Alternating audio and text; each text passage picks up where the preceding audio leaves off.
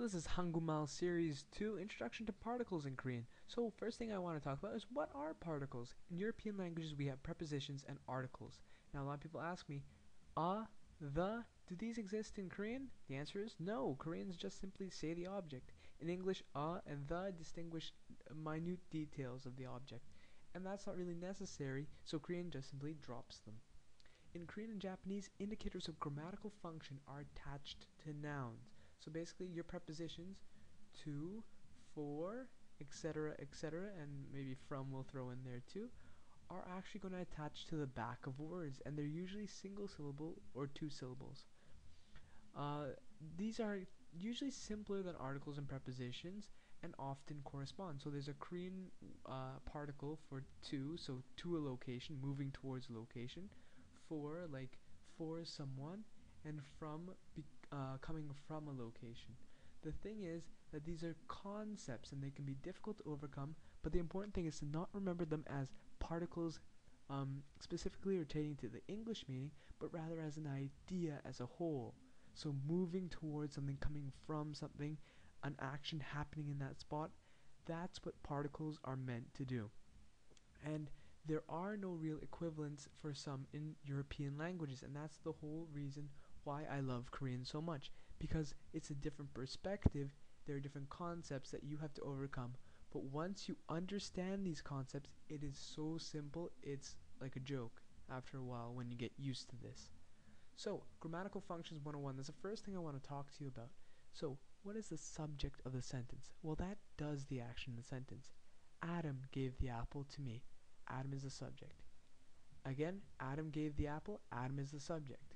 He is a nice guy. The copula is a fancy word for to be in any language, is basically an equal sign. So let's take this down. This is an equal sign. So, in reality, both of these guys are the subjects of the sentence. So these are both subjects. This is kind of hard. Just remember copula, both sides of the equation are equal. So both sides are equal. Now, what is doing the action in the last sentence? This is a natural English sentence. Sometimes the dog enjoys walks in the park. Well, who enjoys the walks? The dog. So here's your subject. Now I'm going to underline the objects of sentences. There's something called a direct object and an indirect object. How do you find a direct object versus an indirect object? Well, firstly, what are they? They receive the action of a verb. So what's the difference between a direct object and an indirect object? A direct object can be answered with the simple question, what? So if you ask what to this sentence, it would be, what did Adam give? And the answer will be the apple. So let's circle subjects and we'll underline direct objects. So what did Adam give? Adam gave the apple. That's your direct object. Again, Adam gave me the apple. What did Adam give? Adam gave the apple. Notice that there's this funny thing to me. This is called an indirect object, and it's usually introduced with a preposition. However, my what way of figuring out what is the direct object, so what is Adam giving, automatically tells you that this is not the direct object. This is called an indirect object. And these two are different, they'll get different particles in Korean. So even though I say prepositions usually introduce indirect objects, look at the next sentence. This is why I put it there. Adam gave me the apple. There's nothing in here, so you're not sure which one is the direct object. Simply ask, what did Adam give? The apple. Here's your indirect object then. Okay? Don't worry about indirect objects now, I just put it there so that you're aware that these things exist and you have to make a distinguishing, like you had to distinguish between the two of these. Now, what's the direct object of the last sentence? Well, let's ask the what question. What does the dog enjoy? The dog enjoys walks. So walks is your indirect object. So here are the three particles we're going to be learning today in Korean. I and ka, which are the subject particles, they do the action. Object particle, the direct object particle, which is and ru. And a topic particle. Topic particles do not exist in English, unfortunately. There's no equivalent for this in English. Topics basically referring back to something that you were talking about before, and now you're bringing it up again. That's a topic particle. So basically you're going to say a subject particle first, then when you want to bring up something that you already brought up, you bring it up with the topic particle, and that will make more sense as we go through examples. Luckily, if you speak Japanese or you know Japanese and you understand the grammar, this should be all review to you because ka is your Japanese particle for subjects. O is your Japanese particle for objects. And wa for topics. So if you know Japanese, this is a key point that I'm going to review. You should know these already though. So what I want to do is find a subject which you're going to circle and a direct object which you're going to underline.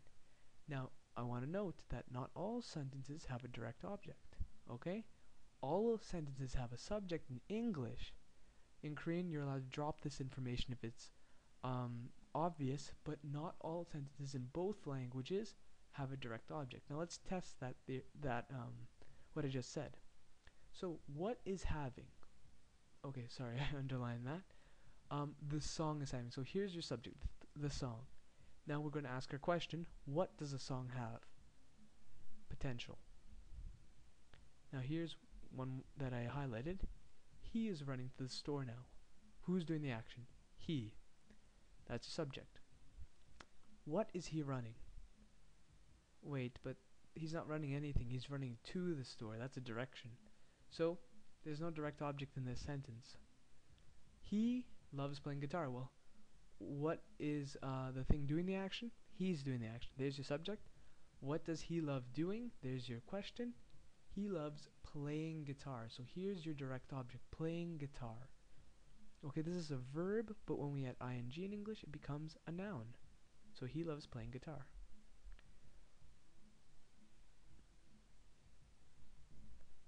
The camera took so many pictures.